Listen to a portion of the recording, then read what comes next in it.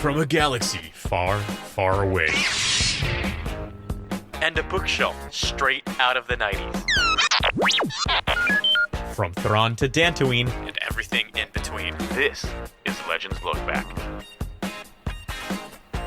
Here we are on yet another episode of Legends Look Back. Excited to have our fans and friends and our community here with us live in the chat. If you are not here with us, hey, we do the show every Thursday night at 9:30 p.m. over on youtube.com/Utini.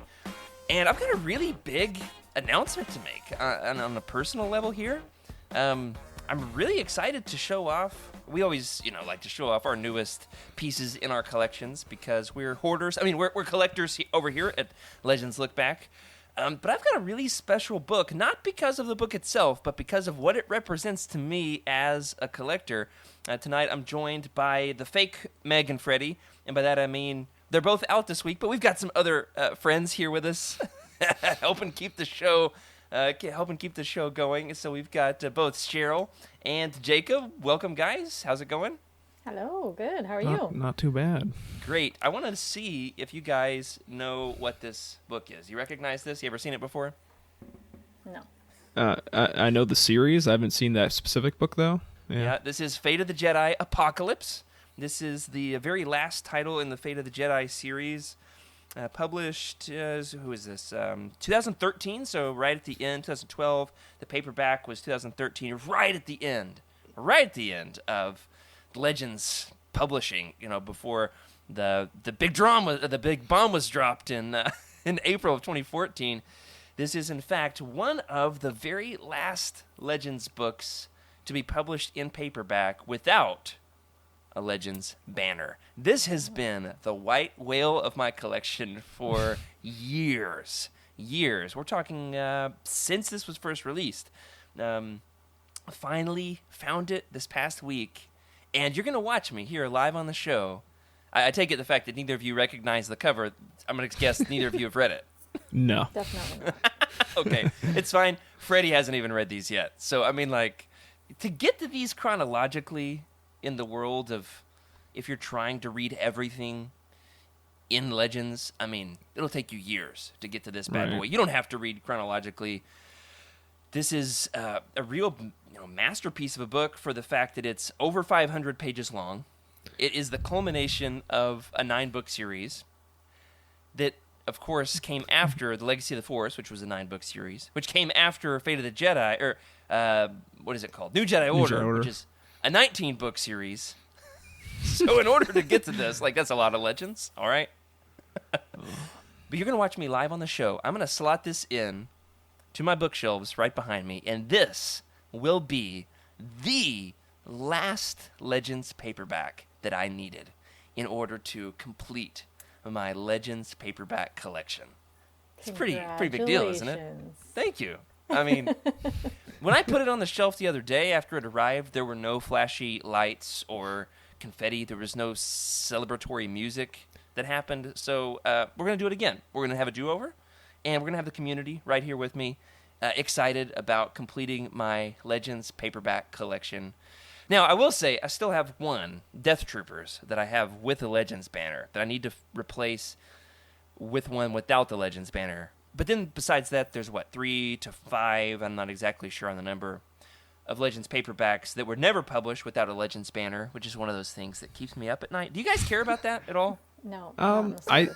Resounding no from Cheryl. Yeah, it's I'm not the most hardcore Legends person, but if I were to start collecting, I think I would prefer without the Legends banner when possible. So, I understand it, especially if you're trying to have this complete collection. That's the deal. It's not like I have a problem with the Legends banner. I think it looks nice on some books. I've got, my copy of Lost Tribe of the Sith, the collected stories. There is no version of it without the Legends banner. I would rather have it with the Legends banner than not have it at all. It's a great book. Love it. It's the mass market paperback, or the trade paperback. A little bigger. Yeah. The new size they're doing. So readable. Love it. But this book has been so hard to get without the Legends banner because, for the most part, it's been published with the Legends banner. It was one of the very last ones, if not the last one. I'm not totally sure on that. Have to get Trevor or one of our other Legends experts to weigh in on all of that info. This series, I was finally getting to it right about the time it was finishing. I caught up on my several years' journey of reading New Jedi Order, reading Legacy of the Force. Got to this shortly after it was published. I owned the rest of the series in paperback. This one was not out yet in paperback, so I bought that $28 hardcover. I bit the bullet. I was like, I gotta know what happens. Gotta read the series. And then I just said to my wife, standing in the bookstore, I'll buy it as a paperback. Sooner or later, it won't be that hard to find. Famous last words. I had no idea that would have been in 2013. What is this? 8 years later, I'd still be looking for this sucker. I paid way more than I wanted to for it. Still, like, not even, $11. But most of my Legends books I bought for, $2 to $3 because I'm redneck like that. I like to buy things at thrift stores. Mm-hmm. And here we are. It's going to go on the shelf. The last Legends book I needed for my Legends paperback collection. So, you're producing for us this week, Jacob. You got a drum roll sound effect? I do not. All right. Nor do I have confetti. Make one with your mouth. Ready? Here we go. Just like banging your After bathroom. Ascension. Oh, he's trying. And ta-da! Yay. Everybody can see my thighs. Scoot up to the microphone and let's start the show.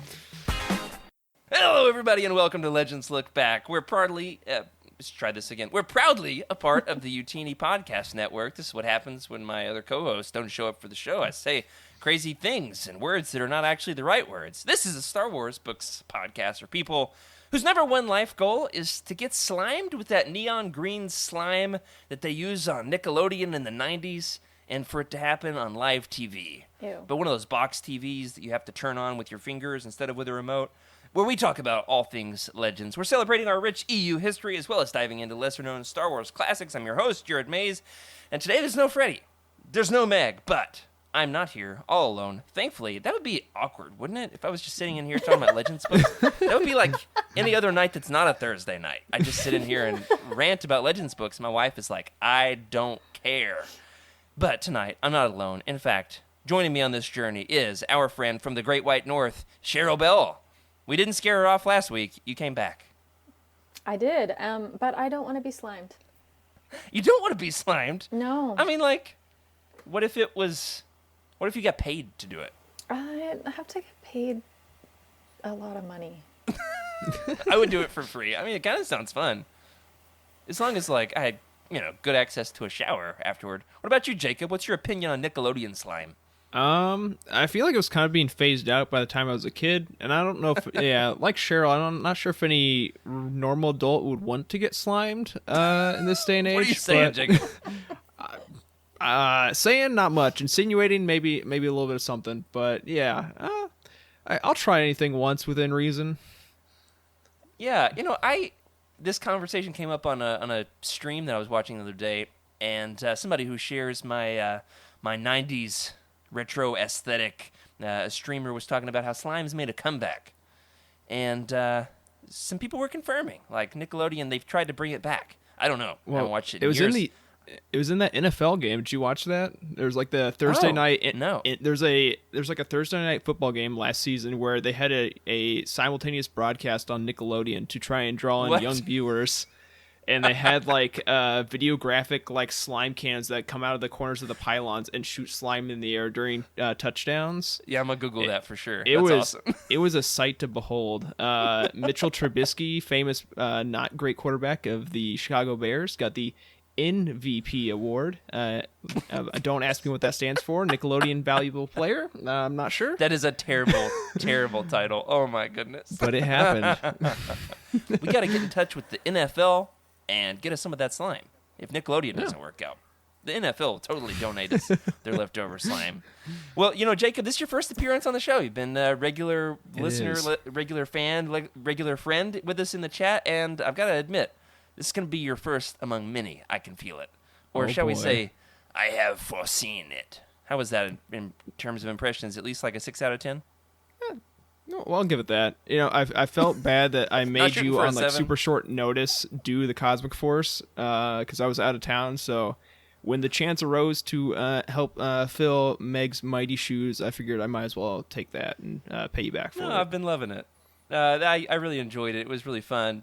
So since you brought it up, tell us a little bit about the Cosmic Force. What do you guys have going on over there on Wednesday nights? Yeah, so it's our UT's newest live show, and we're doing a bunch of comic coverage for Star Wars. So this past week, or I guess just yesterday now, we talked about characters, how they compared with comic books and like their movie and book counterparts. And then next week we're actually stealing a Legends Lookback classic. I watched episode, I think it was episode 43 that you did with Jose. Where I don't have all the numbers coordinated in my mind with the episodes. You and Freddie built him a custom reading list based on his preferences. And I'm like, you know what? I'm going to steal that. So Cosmic Force is doing that with a special guest next week. That's cool.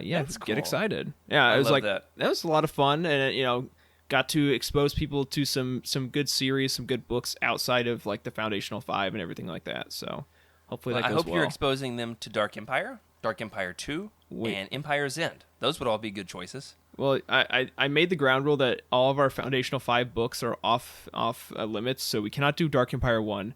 And I don't think I can in good conscience recommend Dark Empire 2 to a new comic book reader. But yeah, we'll see. Why not? You got the Galaxy Gun. You got Rafe and Jim, who speak Pigeon Basic, and then Luke falls in love with one of his students, as Legends Luke is rife to do. You've got what else? You have Force Sensitive Tree. Lots of good Force-sensitive trees and Legends. You got a steampunk bowling ball Jedi. That's that shoots lightning out of his arm. Man, the Falcon gets retrofitted with steampunk technology. Man, I love that thing so much. I need to get like a big blown-up poster of it just to put across my room. My wife's a muralist. Maybe she'll paint like a full wall of the Lightning Gun Millennium Falcon. That's a good idea. Hopefully I remember this in order to ask her tomorrow. We're going away for our anniversary. That's what I'll pitch to her on our 3-hour drive for our anniversary. All right, I got an idea for you. I need another mural. Well, I'm so excited about what you guys have going on over there on that show. It has become my very favorite Wednesday night tradition. I rush people out of the church building from my Wednesday night class and turn it on in the car on the drive home. Just absolutely love what you guys have going on over there. Glad that you're on the show. Now, this week, of course, is our second part of our coverage on the seminal Legends classic, Outbound Flight. Of course, this being 2021 is the 30th anniversary of not only the Thrawn trilogy, Timothy Zahn writing Star Wars, but most importantly, of Grand Admiral Thrawn himself. And so in this book, it's before he's a Grand Admiral. He's just, what is he? He's not an admiral. He's something. Captain? Is he just a captain? I think he's just Captain Thrawn? Yeah, maybe like senior captain. We need like a serial. Commander Thrawn. Commander? Oh, commander. Yeah. I definitely don't have the Wook article pulled up because I don't remember much of this book. We need to get Jose to make us like a cereal box of Cap'n Crunch, and then to just like paint his skin blue and his eyes red. Senior Cap'n Thrawn. Cap'n Mithron Dotes. I'm working on it. We're workshopping the title. But, of course, this has, on reread, become, I think, one of my top 10 Legends novels. I need to revisit my list. Absolutely loved it. Can't wait for us to get into some of the more detailed points about this book and the overarching questions. Last week, we talked about the characters. You got Thrawn. You got the first appearance of Aralani. You've got Obi-Wan and Anakin. You've got Joruus C'baoth, the OG C'baoth, who, spoiler alert, is even more of a jerk than his clone counterpart. Some tremendous characters in this book, both from the prequel trilogy as well as Timothy Zahn's larger empire of character building, some of which have even made their transition over into canon. This book, of course, is even referenced in canon. We're going to talk a little bit about its connections to greater good. So much goodness coming up your way tonight. But before we do, we've got to talk about our recent acquisitions because I've got two, honestly, very special books to show off. I can't wait. Two very storied Legends Lookback books at this point. But first, Cheryl, what do you have for us? First and foremost, you got a shirt on that looks very, very Thrawn-y. What is that over there? I've got the Utini Thrawn. Whoops. Let's turn the other way. There we go. Yeah, that gets me every time, the mirror image. That's so cool. The shirt designed by our own Jose. I think I've added that thing to my cart like 20 times and haven't pulled the trigger. You can't buy all the Star Wars things you want to buy. No, I had it because it was a part of my perk as a Oh, Jedi cool. High Yeah. Council member for a Yeah, while. it so. flex that Jedi High Council status. There you go. Excellent. All right, what about Star Wars books Yeah, and merchandise? so even though I'm not going to keep it, and I'll tell you why in a sec. Oh, no. My signed copy. I like that sticker on there. Right? Your first of So. many signed copies. Yeah, so where's the page? I've got Zon's autograph there it behind me is. on the shelves, but not in a book, weirdly enough. Yep, checks out. Looks like the autograph I've got. Yep. So the reason why I'm not keeping this one is because after this one was announced, they came out with that Goldsboro one with Oh, the yeah, sprayed right. red edges. Mm-hmm. So I definitely ordered that one. Did you really? I almost did. That one's in the mail right now. It's going to take a while to get to me because it's coming from the UK and I'm in Canada. Yeah. So this one I'm probably just going to send to Adam because he collects every single canon Star Wars book that comes out. Cool. Nice. Here's the deal with the Goldsboro. Okay, so if people don't know what she's talking about, I think she did a good job describing it. With Thrawn Ascendancy, Chaos Rising, man, why does that have such a long, stinking title? It has blue pages. And then people were like, okay, this one's got a red cover. It's going to have red pages. And then on Twitter, they were like, well, not so fast. Like, that's actually kind of a complicated publishing detail to work out. And it's with the printer. And they weren't able to pull it off in the U.S., but Goldsboro in the U.K. did. And the dedicated fans, like Cheryl, have gone out of their way. They said, forget about oceans. Oceans. Just yeet it over the ocean, over to me, and I'm going to get it on my shelves. Now, here's the reason why I didn't get the Goldsboro edition. First of all, I'm going to try to get the out-of-print edition that's like, Me too. Yeah. Yep. Same. It's gorgeous. It's gorgeous and I need my, it. my wife has started to catch on to the fact that I've been buying multiple copies of Star Wars books for collectible purposes. And she's like, we're going to have to narrow some of that down. If you've read the book and you have a copy, let's not buy 3. And I'm like, that's true. But I did buy 2 different sets of the original Thrawn trilogy this past week for different reasons. I wanted to have a loaner version. You know, you got to have. Those are like very loanable books. Mm-hmm. And I don't want, my books are important to me. I don't want to have, as has happened with my copy of Victor Prime, I don't want my neighbor to have it for a year. So I've got loaner versions now. There's a good reason. I All have right, but- readable versions. I don't Yeah. read my signed copies. I have There you go. another copy Exactly. of it over there. That's the non-signed copy that I use for actual reading. Exactly, yeah. Get So it. we're on the same wavelength here. Here's why I didn't get the Goldsboro, though. Those red pages are not visible from the shelf if your spines face outward. Correct. So nobody will ever know. But I will know. I know. Now, this is me trying to convince myself, Cheryl. You're the devil on my shoulder in this scenario. Oh, sorry. But yeah, I got the blue pages on Chaos Rising. Actually, accidentally bought 2 of those. So that's part of the problem that we're dealing with. Long story short, congratulations. I'm very jealous. How about you, Jacob? Yeah, so, I also I got in on the Goldsboro, but mine also is still coming from the UK. But I have a few acquisitions for this week. First, it came like more than a week ago, but I had to represent something Legends on this show. Yeah, so that's of right. course, There it I is. joined the Insider Fiction collection. Gorgeous. Look at the shine on that thing. It's Man, excellent. This is wonderful. There was, I don't know if you guys remember, there's a data leak with Equifax a couple years ago, and there's a class action lawsuit in my state. So I got an Amazon gift card for which, of course, I bought Star Wars books with. So that was part of that. Cool. Good. Yeah. Then I got to represent some comics. I showed this on the show last night, but I got the Will Sliney variant for the gorgeous. War of the Bounty Hunters Alpha. I really like that one. I'm trying not to buy any variants for that. This one was but- a cheaper one, so I didn't feel as bad. And then this one is a big flex for my Canon fans. Ooh. Yeah. Sorry, that was a Look at that gut grin. reaction. Look at that there. genuine grin on his face. He's so happy. Yeah.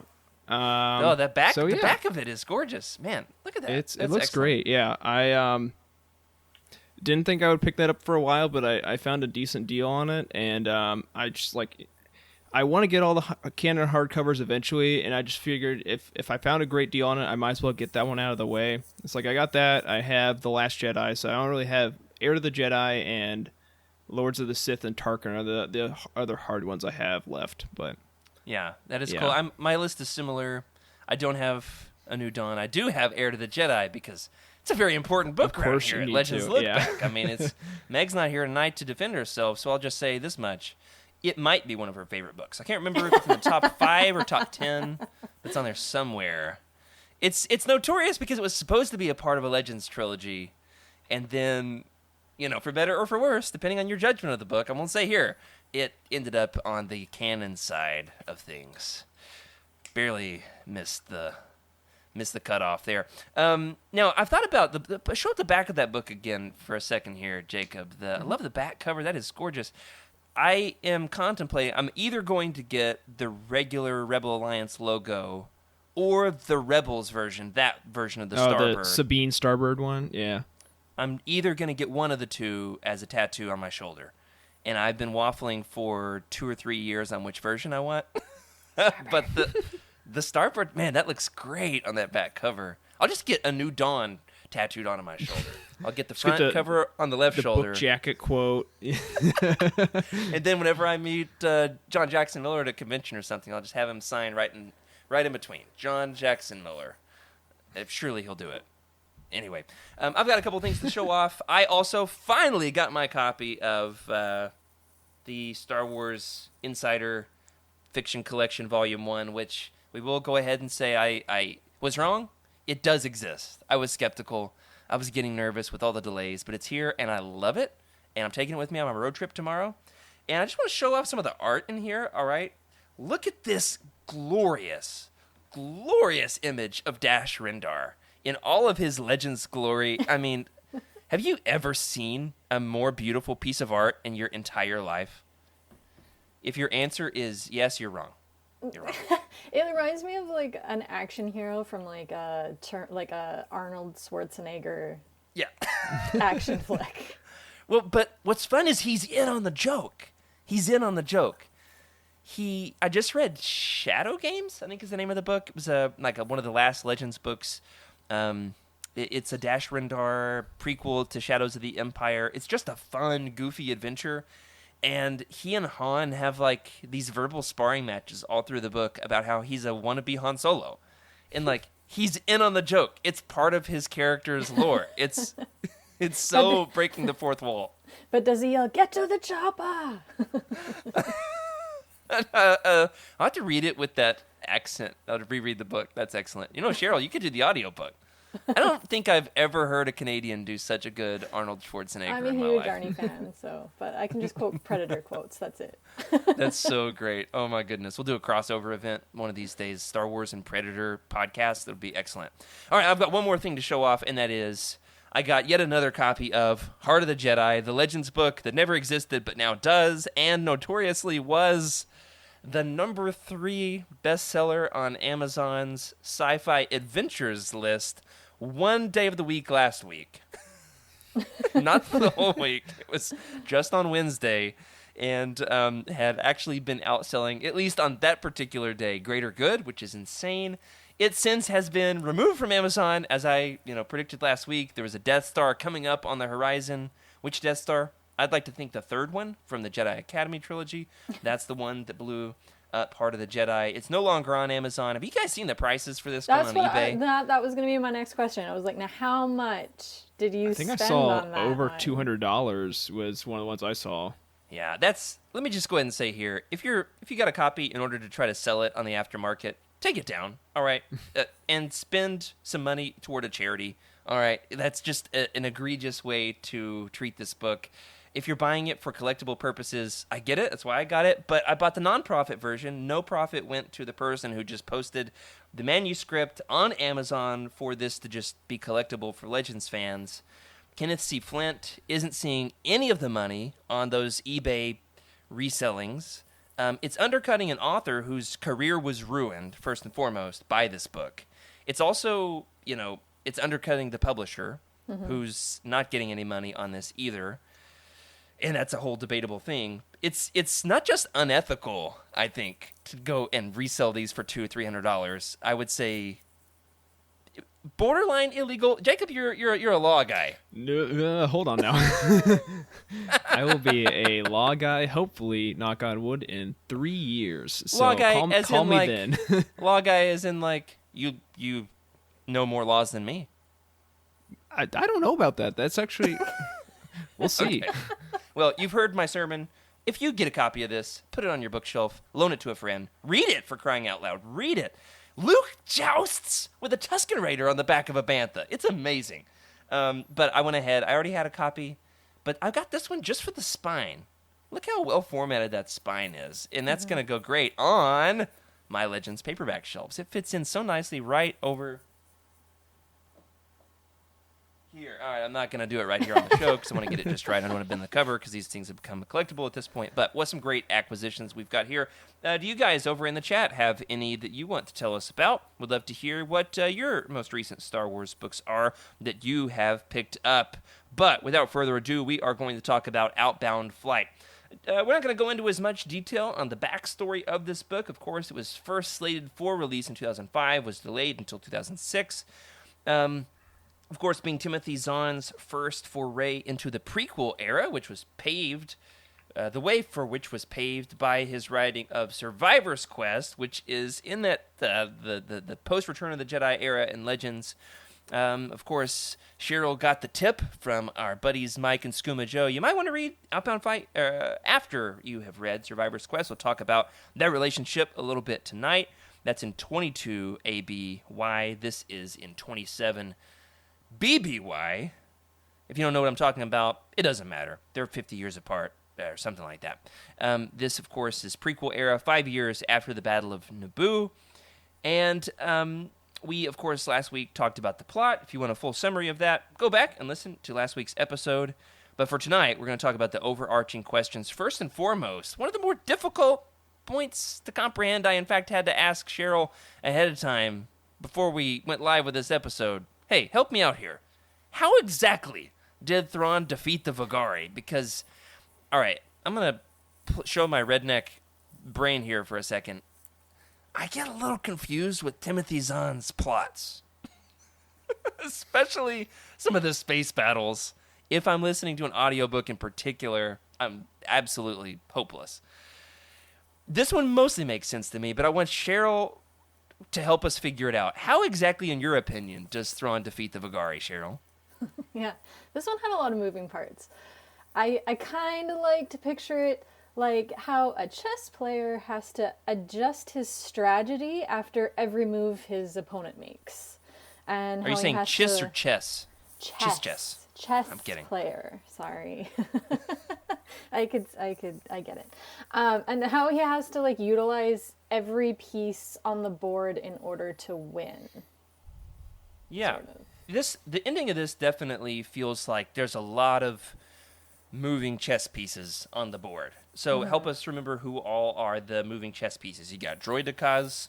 Yeah. So he uses a lure in the case of the Vagari to try to like skirt around the preemptive strike rule with the Chiss.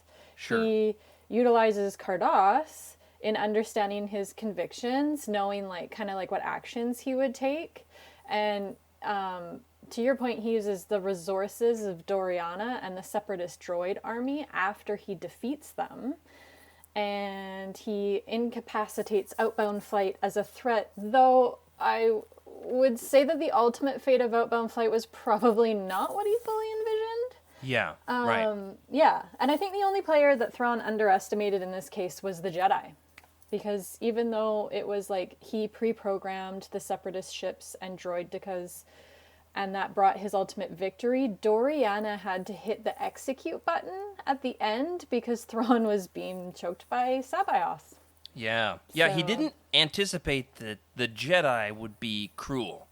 In that way, way to go, Sabayoth. Or One their of the only strength. people capable of defeating Thrawn. Almost. Nice try. It Yeah, felt- go ahead. I was just going to say, it felt more like an ensemble to achieve his victory, as opposed to some of the other finales we've seen. Yeah, I want to talk about that, how this compares to some of the other big Thrawn Zahn endings. I did want to plug, however, I posted a little clip on our Legends Lookback Discord channel this past week. It's one of those things where as soon as we close out the show on Thursday nights, I hop over to YouTube and start watching dumb stuff to try to calm down because I get so hyped for these episodes of Legends Lookback, trying to bring that energy to the show. What's up? You better appreciate it because it keeps me up till 1 a.m. every Thursday. And but amazingly, these glowing rocks that we use in order to help us think and consume media, our computers, they're always listening. And this sucker, are they always listening? I'm convinced they are, because as soon as we ended the show, I got a YouTube recommendation from Star Wars Explained, and it was about comparing Zahn's Thrawn with Filoni's Thrawn, right? Thrawn's appearance in Rebels. Mm-hmm. And we talked about this on the show last week. How do you think, somebody asked in the chat, how do you think Thrawn was handled in Rebels compared to the books? Mm-hmm. And Star Wars Explained a few years ago, right after he was introduced in Rebels, they did an interview with Timothy Zahn, very brief, 5 minutes or so, and they asked him about it. And he made a great point that I want to bring up here. Zahn says that, yes, Thrawn is a critical thinker, he's a military genius, he's able to anticipate people's moves because he learns their culture, he does his homework, he's always one step ahead, 2-3 steps ahead on the chessboard. However, the only way to defeat Thrawn is with someone he cannot predict, something unexpected, someone he can't get ahead of. And so, obviously, that's what happens in Rebels. I won't spoil it there. That's what happens at the end of the Thrawn trilogy. Do you think that is ultimately true about Thrawn? That the only way to defeat him is to throw something at him that he can't anticipate? Yeah. My only problem with it in regards to Rebels is that if we're to go with what we've seen in the books, he's met Anakin. So he's met Jedi before. So that's why I would say he would anticipate how, he just gets thwarted by them a little too easily in Rebels. But that's because that's what the story had to tell. But yeah, it definitely is. In this case especially, this is his first time in Legends where he encounters Jedi and their power. Yeah. Yeah, and that's why this was so cool. Back in 2006, when I first read this, I didn't have 2 other Thrawn trilogies to read, in which case sometimes he's hanging out with Anakin, and in this, there are not just Skywalkers, for whatever that means, and what a goofy little play on words they've got there. In this, it was really novel to see young Thrawn hanging out with Obi-Wan and Anakin, hanging out with pre-clone Sabayoth. It was really, really fun, kind of a mashup of a book. However, let's compare this to some of these other Thrawn endings. We've had, 1, 2, 3, 4, 5 other Thrawn novels written since this. How does the ending of this big twist ending, compared to some of Zahn's other big finishes? It's one of the things that Zahn likes to do, is have a big twist ending, right? Yeah, that's what I was going to say. How does it compare? They all have twist endings. Yeah. They all have that moment where you're like, right. What? Yeah. So. Jacob, have you read Scoundrels? I have not, no. Okay, I don't want to spoil it for you. I haven't either, so. Okay, there's a twist ending at the end of Scoundrels. It's not a big space battle twist ending where there's one other chess piece on the board that's introduced that's able to win the battle, but it's more of a character-centric twist ending that absolutely... I remember I was mowing my lawn, listening to the audiobook 10 years ago, listening to Scoundrels, and I was really enjoying it. It was kind of a B-level book for me, and then I got to the ending. I just remember turning off my lawnmower immediately and realizing he had pulled the wool over my eyes or rug out from under me. Which one is it? I always mess this up. Pull the wool. I think I messed it up last Just week. Go with that one. He had totally baffled me with this ending. I did not see it coming, and since it's become one of my favorite Legends books. So I think, other than Scoundrels, this is my favorite big Thrawn twist ending. Maybe The Last Command? You've got Luke, kind of cool that they've cloned Luke's hand into making a... and then I prefer that's this one the solution. Yeah. Go ahead. I think this one... I prefer this one to The Last Command. Well, The Last ending, Command, it's anyway. definitely kind of kitschy, right? It's kind of goofy. The way Mara is able to defeat, the last command of you must destroy Luke Okay, well, I Skywalker liked that aspect of it, to Jared. kill Luke Skywalker, but with 2 U's and a blue lightsaber. Yeah. It's goofy. This one stacks up pretty well. What do you think, Jacob? It's been a long time since you read this book, but It has been a very long time. Do you have a particular Zahn twist ending that you love?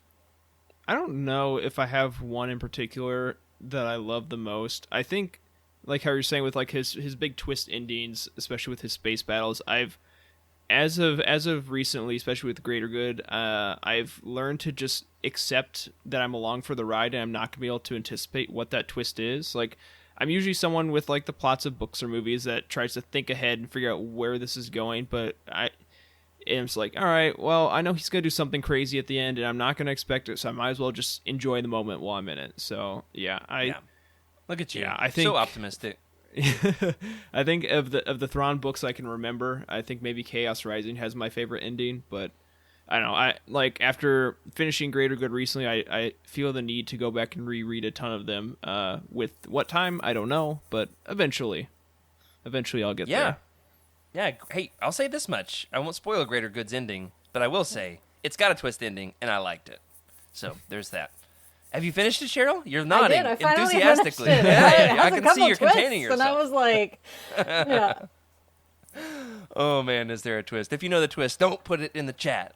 Keep it to yourself. Let's give it that. What's our spoiler policy at UTini? Is it 1 month before you can have no spoiler 3 tags? months actually with books. Okay. Psh, you guys need to hurry up. Jump into light speed with your reading. No, it's fine. It's fine. I actually had to just move a Legends Lookback Roundtable because I don't think I'm going to be able to read things as fast as I thought I would. I'll say this much about the Fiction Insider collection, the Insider Fiction collection. There's more text in here than I thought there would be. There's multiple columns on every page with very fine print. And so I had to build myself more time. We are going to do a review of it, but it'll be probably July at this point because we got a big announcement at the end of the show of something we're going to do next. Before we get there, this was, of course, Zahn's first foray into the prequel era. Talked about that a little bit. And I want to know, in your opinion, is Zahn a better prequel era writer or like an original trilogy Legends sequel era writer? Like post Return of the Jedi Zahn or prequel era Zahn? Which do you prefer, Cheryl? I mean, obviously, I think he's great at both, but I think since he's lived with the OT characters an era longer, that he writes that era really, really well. At least at the time that this book came out anyway, like if I had to choose. Now, of course, with all his new works, Yeah. I think they're all pretty comparable, but I really just loved how, in my opinion, he absolutely nailed the characterizations of the OT characters. Yep, that was my answer. So, way to go. You only get one answer this week because Cheryl took mine. Yeah, I agree. He's one of the only one of the only writers for me who can do Leia very well. It's really hard to write Leia for most Star Wars writers, and a lot of times they're just like, yeah, she's a mom. End of story. Mm-hmm. And I'm like, no, there's so much more to her than that. She's the damsel who wasn't in distress. It's an incredibly pivotal character in fiction, in English. The fact that she is the princess who totally reinvents what a princess is in fantasy storytelling. Zahn's the only one who can do her well, especially like in Legends, especially back in the day. He writes her so well-rounded, like all aspects, like not just the tough like political side, but also like the mother side or the wife side. But also, I love how he writes how the other male characters view her. That's definitely too. Yeah. So. You'll catch other diplomats sparring with her. You've got Han playing off of her, Luke playing off with her. Different sides of the relationship with everyone.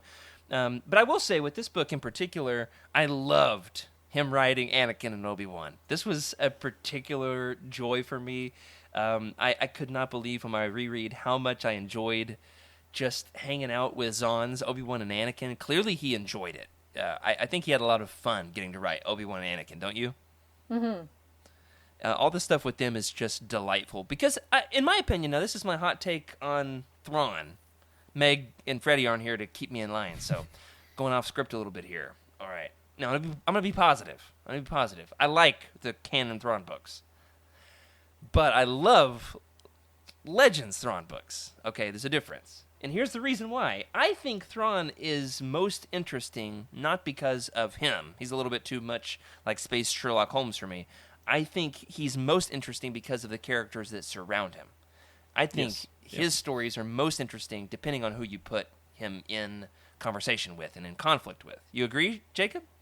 Yeah, I think Meg actually had a tweet about this maybe a week or two ago where she had a conversation with someone, or she saw a review on Goodreads or something like that said about Greater Good that they didn't like it as much because there wasn't enough Thrawn. But yeah, I think it's like, all right, well, whatever. But yeah, the thing that makes Thrawn interesting is it's not even the fact that he's surrounded by all these different characters. It's how they view Thrawn and viewing Thrawn through their lens. So, putting on my canon cap here for a second, like, Eli Vanto, seeing how he sees Thrawn and seeing how Arlani sees Thrawn and all these different characters, and Thalia sees Thrawn, I think that's what makes it interesting because they all have their different interpretations of who that person is. It's like, obviously Thrawn's an interesting person, but he's so, like, I always like to tell people he's basically like Star Wars Encyclopedia Brown, where he's just like, you put in situation, he comes out with battle plan, and I think seeing how other people view that is what is interesting, not him and himself. And Outbound Flight for me was so rewarding in that regard because you've got such a different mix of characters reacting to Thrawn and spending time with Thrawn. In particular, I loved his relationship with Kardos in this. It's like they're kind of becoming friends, and then Kardos saves this villain, who at this point is becoming more of a likable character. But before this book, he was just a villain. Of course, you've got him playing off some of Palpatine's cronies. You've got Doriana and his crew. You've got him playing off of Nemoidians and reacting to battle droids and droidicas. And then Obi-Wan and Anakin and young pre-clone Sabayoth. I just loved the way that Zahn wrote those prequel-era characters. Now, your answer there, Jacob, reminded me of... You said Meg found a person who said, well, it needed more Thrawn. It didn't have enough Thrawn. Well, if you want more Thrawn, may I recommend the 2016 covers, which I finally acquired, of the original Thrawn trilogy, which, may I remind you, our friends over at Club J did the math. They did the percentages. They crunched the numbers. This series of books, thanks to our buddy Aiden in the Discord for selling me these at a very reasonable price. So happy to finally get my own copies. They have 275% more Thrawn than the original covers of the Thrawn trilogy. You want more Thrawn? Here you go, more Thrawn. Well, we'll talk more about re-envisioned covers for some of these books as well. We're going to pitch what the new cover might look like for Outbound Flight before the episode is over. But first, let me ask this. Which era do you think Thrawn more naturally fits in to you? At this point, we've seen Thrawn in this prequel era with the Ascendancy trilogy, with Outbound Flight. We've seen Thrawn in the original trilogy era with Rebels. We've got Thrawn in the post-Return of the Jedi era with the Thrawn trilogy. There's not many characters that can cross over every era of Star Wars like Thrawn can. So in which era do you prefer Thrawn? It's a different question than how do you like Zahn's writing in which era. The question is, which era do you think Thrawn more naturally fits into you, Cheryl?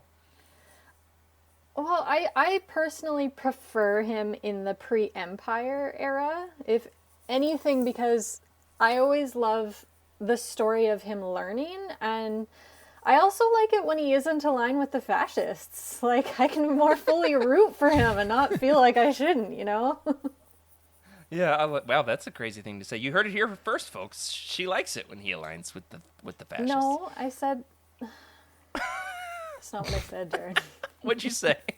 I said I like it when he isn't aligned with the fascists, so that I'll admit I was fully typing root a for comment him. on YouTube. All right, it's my fault. Geez. There's a key difference there. Apologies. I edit the episode, so I can make you say whatever I want. Jacob, do you have an opinion on this? Which era does Thrawn fit in best for you? So here's the problem: is you invited me on the show. I have not read Outbound Flight in probably But you've read it. I have read it. It's probably been about 12 years. I have not read the original Legends Thrawn trilogy in my entire life. So You can't even ask Jacob this question. I just Yeah, had I- like a bit of a spasm when he said that. here, let me fix something real quick. We'll just do the rest of the show like this. Perfect. I like it already. I've been demoted to the in your ear only producer. Jacob, did and you that's know fine. that there's comics? You can read the original Thrawn trilogy in comics. I They've do. got comic adaptations. Yeah. There's no excuse. I'll tell you what. Once I finish the Marvel, the canon Marvel books, which actually is not that far out of the way for me right now, I will read all of the canon or the Legends Thrawn trilogy via comic books. All right, let me know when you do it. I'll read them with All you right, because they'll probably be sometime this summer, hopefully. I love the comic adaptations. Cheryl, have you read the comic adaptations? No. They're great. They're absolutely great. But I'll are send they it- as good as the books? Like what? Like you must be missing huge chunks of. Yeah, you have to read both. Absolutely.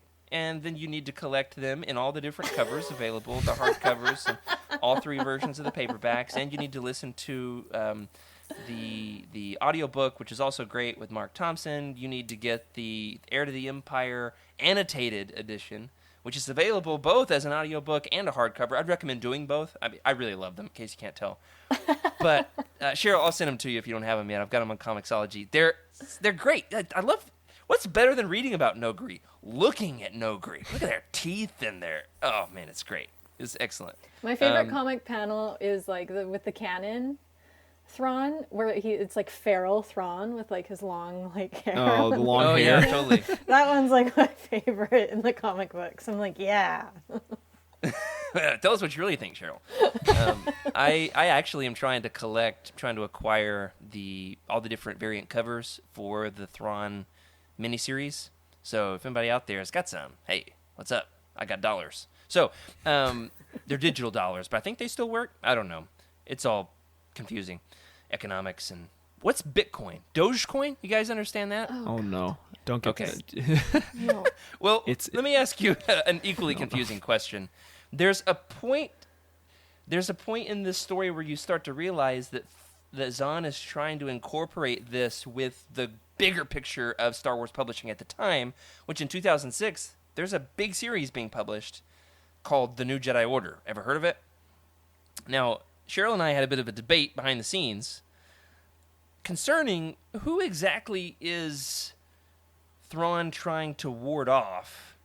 Who has he had an encounter with? He and the Chiss have been able to repel, and then ultimately is the reason why Palpatine's lackeys leave Thrawn alive, and Sidious chooses to use Thrawn, and that is to repel an invasion by the quote-unquote far outsiders. Now, Right.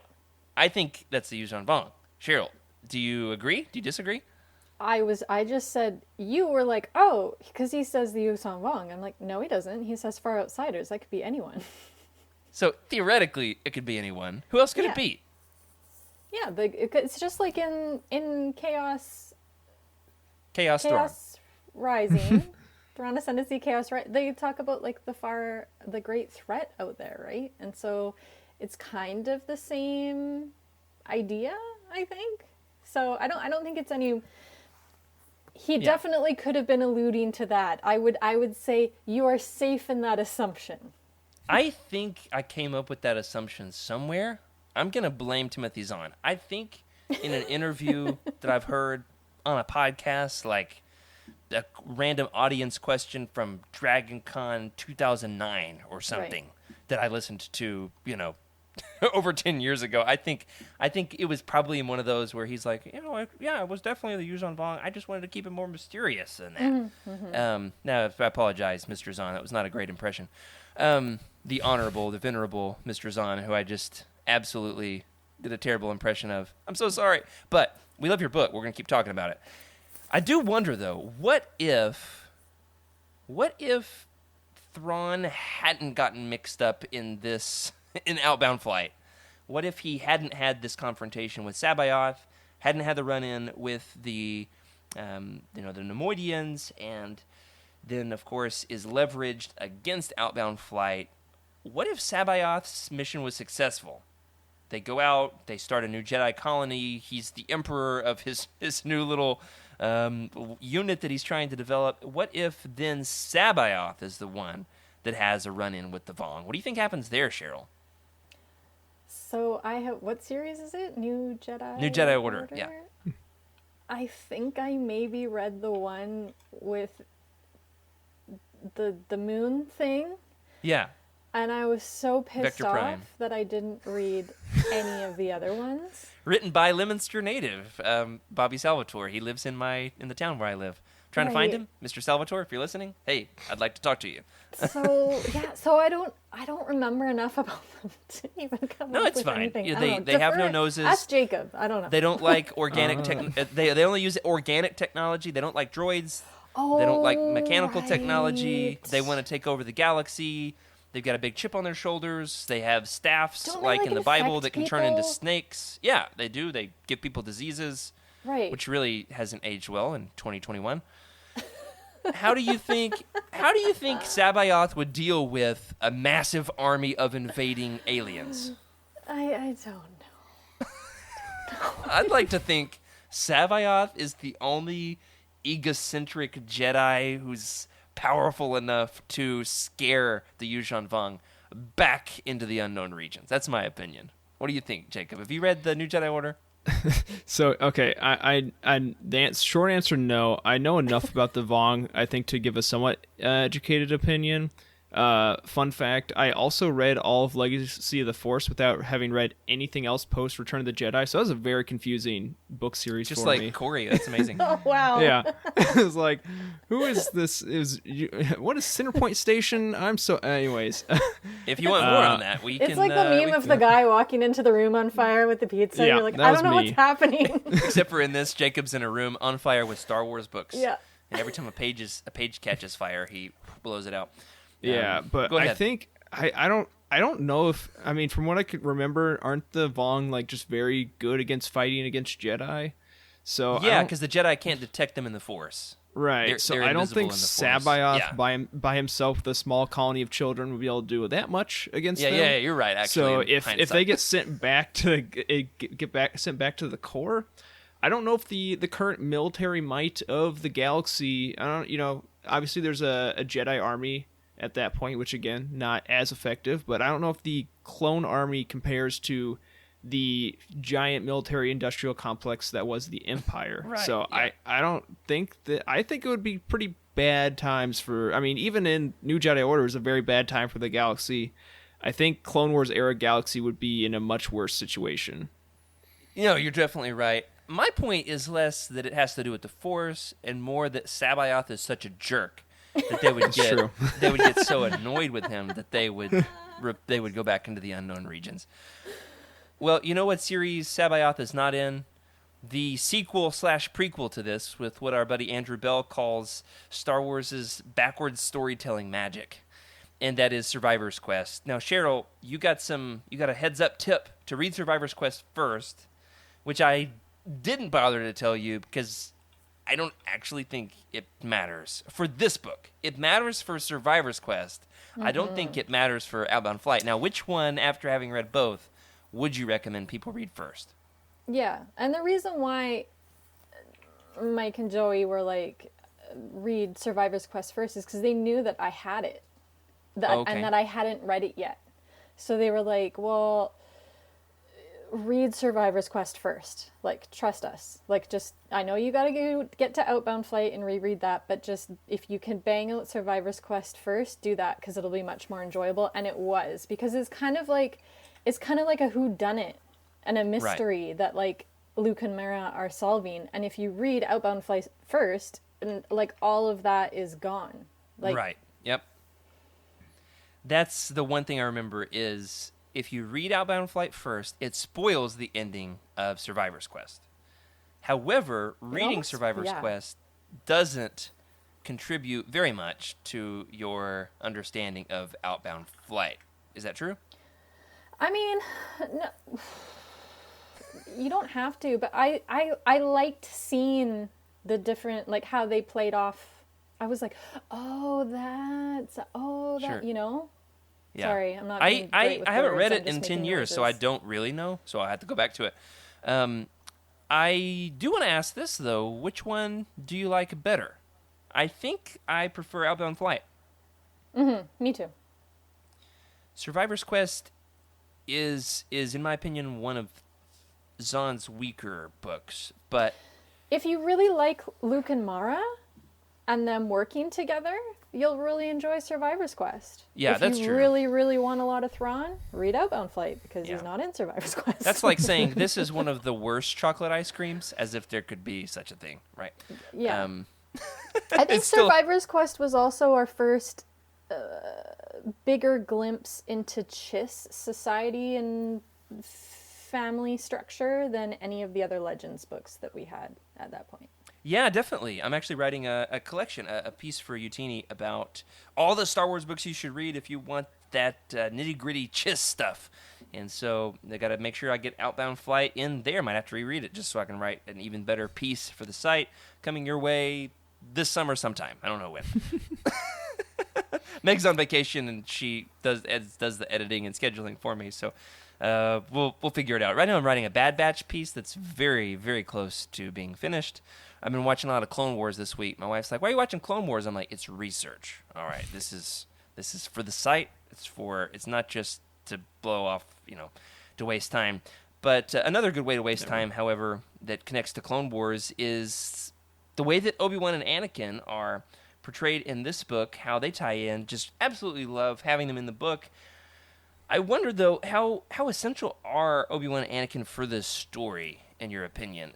I kind of feel like they're shoehorned in to a certain extent, just because Zahn wanted to write them. What do you think?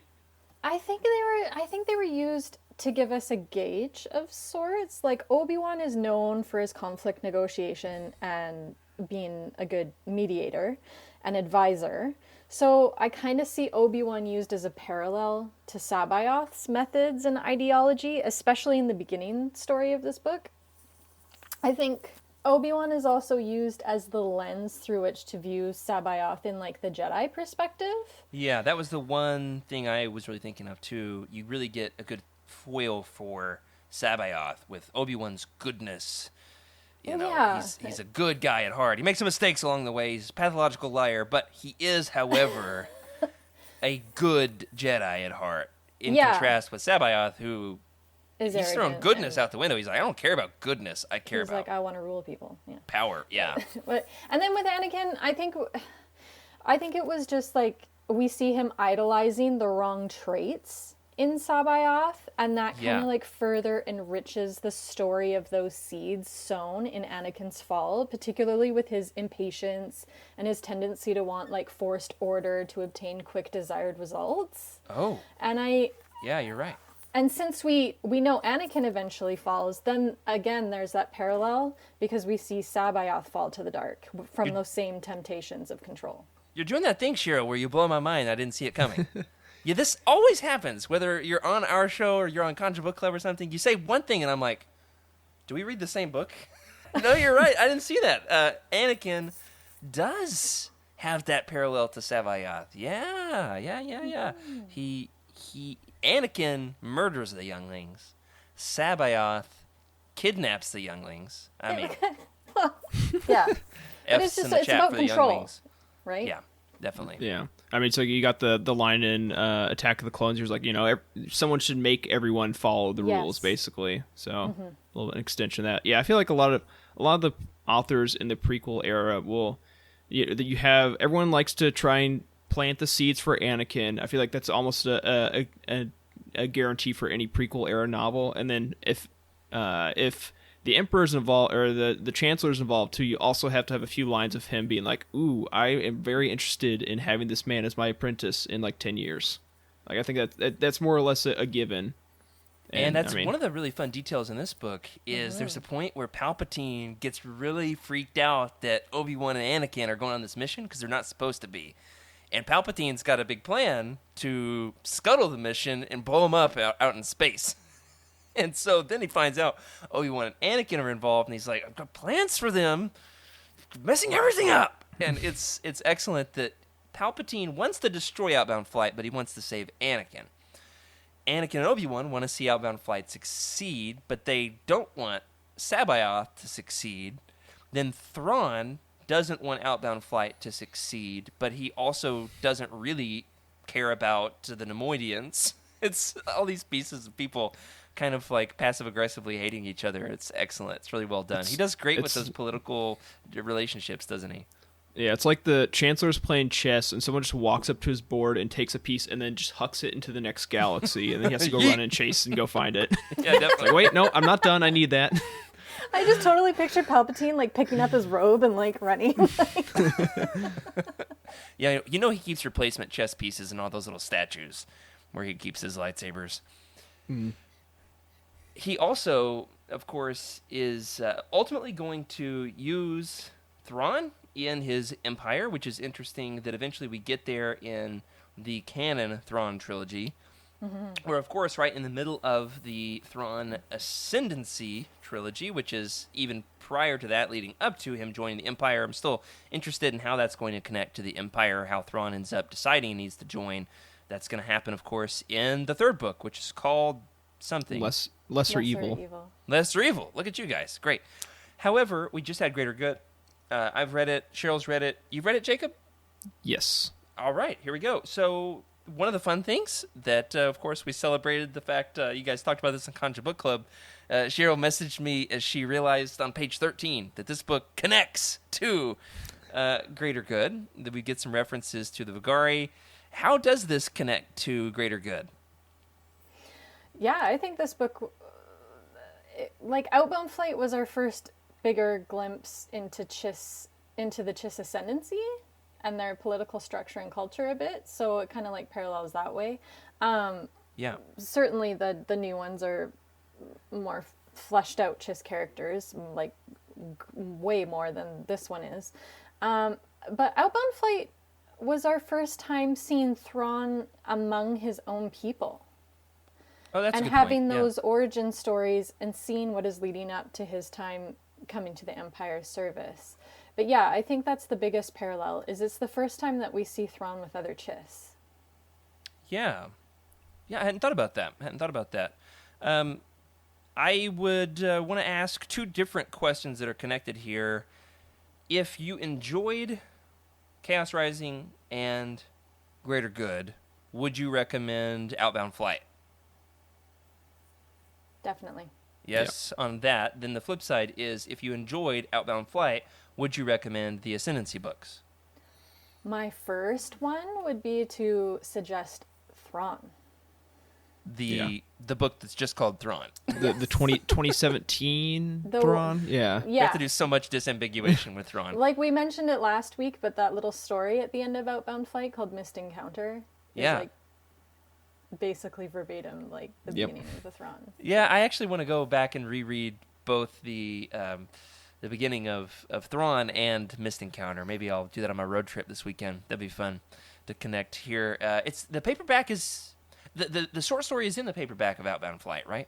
Yep. Yes. Yeah, it's in the back of it. I think I've got a lot of the other short stories in all kinds of different digital folders on my iPad because, you never know when you're going to be sitting in a doctor's office and you're just stuck there for 3 hours and you need a Star Wars short story. And there's nothing scarier to me than being stuck waiting somewhere without a Star Wars story to consume.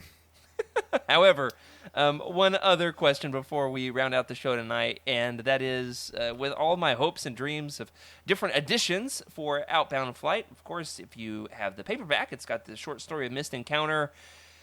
We're hopefully going to see another paperback of Outbound Flight. Cheryl, what do you think the chances are that Outbound Flight is selected as one of the essential Legends collections? These new Legends reprints that are going to happen in the trade paperback size were just announced, last month?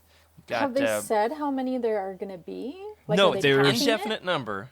Well, so they said there's going to be another wave. I think it was in the summer. There's another wave of books, and then there's not going to be one in the winter just because of publishing cycles, and then there's potentially more waves next year depending on I think what sales are.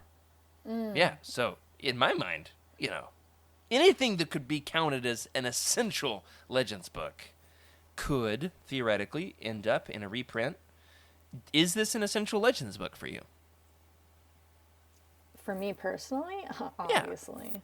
Okay, I think so too. I think it's top tier. Yes. I think it's top tier. So, what do you think the chances are this is selected? I'm gonna say like they're fairly high. I'm gonna say if I was gonna take the over or under, I'd take the one that I can never get the betting. I don't bet.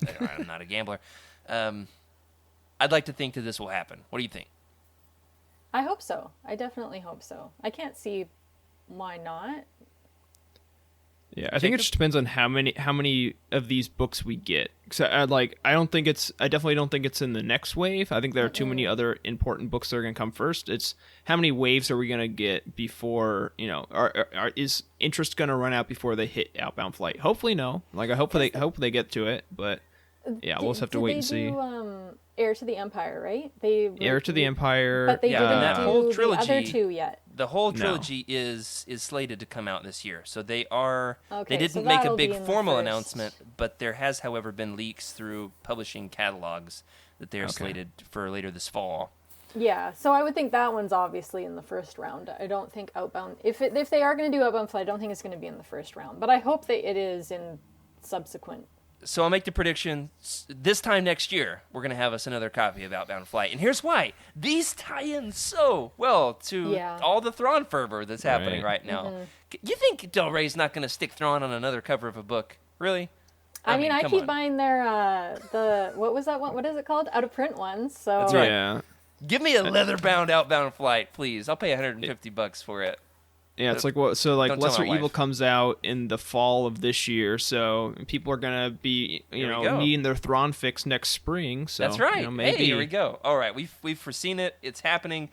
Now, as a true art connoisseur, Thrawn would really want to have some excellent artwork on the cover of a book featuring him.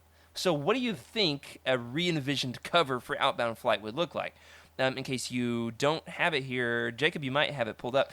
The cover for Outbound Flight is a spaceship. I have it in my hand. Right, it is. There we go. It's Outbound Flight, as I like to consider it, a bunch of dreadnoughts duct taped to a storage core. There it is. And I heard a lot of people passed over this book because they found the cover, not interesting. The cover looks like a sci-fi novel, but it doesn't necessarily look like a Star Wars book, other than the massive Star Wars logo on the front. Mm-hmm. I like the cover because it fits into the larger world of sci-fi. It looks like it could be an Andy Weir novel, but or a James S.A. Corey book, but I feel like we got to put Thrawn on the cover this time. What is the cover of Outbound Flight if you're designing it? Just Thrawn. It's just big blue face, red eyes. Just Thrawn. Star Wars. Front and center with hearts all around his face. So you may remember I did some mock-ups for you guys when this initiative first came out, and I didn't have a whole lot to contribute to the conversation during this, so I might have done it in my spare time. Oh, that's good. Yeah. On the fly. Go. I definitely did. I mean, it's obviously just the cover, and then Thrawn is actually on the back of the paperback. He is. And it looks great. Like, I really like the art for him there. This is Well the done, deadliest Thrawn I there's just ever been. threw him in I the love corner. it. Oh my goodness. Because, I mean, again, with like you were saying with the new Heir to the Empire book, it has 275% more Thrawn, so I figured we need a significant increase in Thrawn on this cover as well. Excellent. I love it. It excels in the increase in Thrawn, for sure. If he was critiquing it, he would say, perhaps there could be more of me. All right, I tried. Eric's is better. I am going to say I would like to see Thrawn in the middle, Obi-Wan and Anakin on one side of him, with their arms crossed, looking the other way, and then shirtless Sabaoth is on the other side, with his arms crossed, looking cross at Obi-Wan and Anakin. And then over all of their shoulders are Naked Palps's eyes and that wicked grin that he does. Right. I mean, you'll only see his face. You won't know that he's naked, but we know he's naked.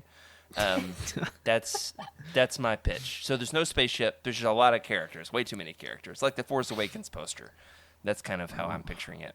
Nice. But Jacob's was great. If you guys, our listeners, have an idea on what you would like the cover for this to be, please let us know. Throw it up in the YouTube comments, which I will definitely check and not forget about. And you can also put those in the Legends Lookback Discord channel. Or you can, of course, give us a comment on Twitter, because now I've got the login. So look out, world. Look out, world. Well, this has been a lot of fun. I've really enjoyed this. Jacob, we've got something fun coming down the pipe with Legends Lookback and the Cosmic Force. You want to tell people about that? Yeah, so this is a great idea from Jared. We are going to do a bit of a crossover event next month. So there's a great novel by the names of Shadows of the Empire and Legends. And there's also a graphic novel version of Shadows of the Empire and a video game and a soundtrack. So between us, Legends Look Back, and Game Night, we don't have a soundtrack show, but if we did, the group of us will be doing a Shadows of the Empire, I guess, comic book crossover for the month of June. So that'll be exciting. Yeah, we're going to do an appearance on the Living Force to talk about all the big crossover events that have been in Star Wars. So like the big multimedia publishing programs. We're going to talk about whenever there's a big push around a certain topic. They just did one recently for Galaxy's Edge, for example. They're doing one, of course, really hasn't been one for Mandalorian, which is interesting. So we're going to talk about some of this. We've, of course, got Star Wars Archives getting in on the action. They are going to talk about all of the periphery with Shadows of the Empire, the action figures, the role-playing game, the soundtrack. And so Trevor's got some crazy stuff, short stories lined up for that. Looking forward to it. It's going to be a lot of fun. That's going to be our next roundtable. If you're looking for your next Legends book after you've read Outbound Flight and Chaos Rising Part 2, what's it called? Greater Good. Now you can pick up Shadows of the Empire. I'm going to start mine within the next few days. How about you, Cheryl? You going to read it? You going to jump in? Even if you're not, just say yes. Yes. What? You don't want the story of Lizard Shizor using his pheromones to convince Leia to do whatever she wants? I may have read this years and years and years and years ago, but I can't remember enough of it to know if I have or not. It's a big deal in the Legends world. world. It seems vaguely familiar. Yeah, I'm excited. I'm excited for sure. I've heard a mismatch of opinions on this book, so I'm looking forward to forming my own. Well, that does it for this week. Thanks for joining us on Legends Look Back. Thanks to our incredible patrons for your support.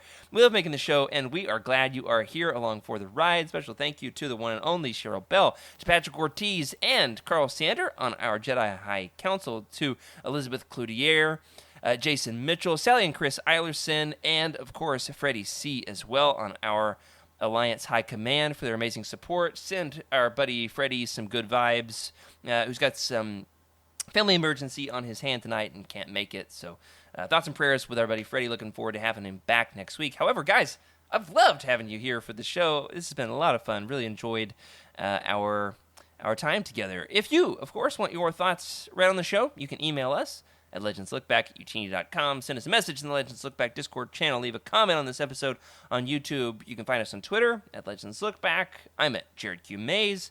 Jacob is what? At Jacob Bausch. And is that Bausch like the bounty hunter? It is Bausch like the bounty hunter. Perfect. And Cheryl. Cheryl K. Bell. Excellent. If you're looking to buy some of these books and want to help support the show, you can look up a book on Utini. Click the Amazon link in the profile, and you can get a copy yeeted to your doorstep in no time. Of course, if you've read a book and want to leave us a review, we would love to know what you think. And remember, of course, no matter what you think, please try to keep the Utini fan code and be a force for positivity in the fandom. Until next time, may the force be with you.